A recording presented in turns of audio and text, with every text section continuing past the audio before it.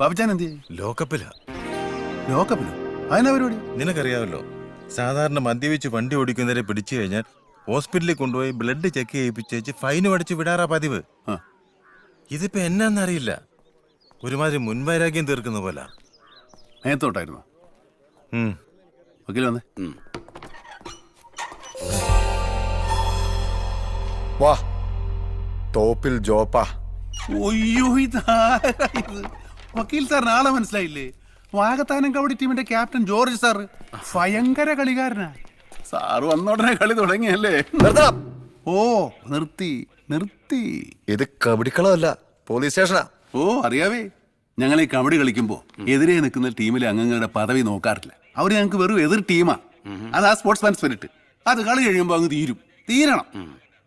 ഇത്രയും പോലീസുകാർ നോക്കി വയ്ക്കുമ്പോ കൂട്ടുകാരനെ കൈപിടിച്ചിറക്കി സ്ലോ മോഷനിൽ കൊണ്ടുപോകാൻ ഞാൻ രജനീകാന്തൊന്നുമല്ല, ഞാൻ വെറും നാടൻ കാന്ത. അതുകൊണ്ട് ആ വക്കീലിനെ കൊണ്ട് വന്നിരിക്കുന്നത്. അതങ്ങോട്ട് കൊടുത്താട്ടെ. എല്ലാം ഉണ്ട്. കൊണ്ടുപോയിക്കോ, ഇനി അയാളെ നീ കൊണ്ടുപോയിക്കോ.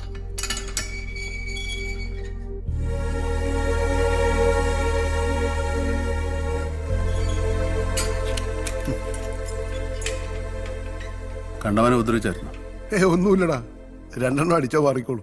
ജോപ്പാ, ഇതിപ്പോ ഞാൻ നിന്നെ ഒന്ന് അറിയിച്ചതാ ഞാനിവിടെ എത്തിയിട്ടുണ്ടെന്ന്. ശരിക്കുള്ള കബഡി നമ്മൾ തുടങ്ങാൻ പോകുന്നല്ലേ ഉള്ളൂ. സാറിന് എന്നോട് എന്നായാലും വിരോധം ഉണ്ടായിരുന്നേ അത് എന്നോട് തീർത്താ പോരായിരുന്നോ സാറേ? ഈ അയ്യോ ഭാവത്തിന് ഇങ്ങനെ ഇട്ട് തല്ലിച്ചതക്കണമായിരുന്നു. അച്ഛനിങ് വന്നേ. ഇനി മേലാൽ വെള്ളമടിച്ച് വണ്ടി ഓടിക്കരുത്, പെട്രോൾ അടിച്ചേ ഓടിക്കുള്ളൂ.